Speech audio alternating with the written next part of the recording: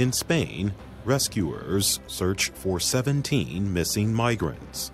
On Monday, workers found the bodies of 17 other migrants who died trying to cross the Mediterranean Sea from Africa in boats.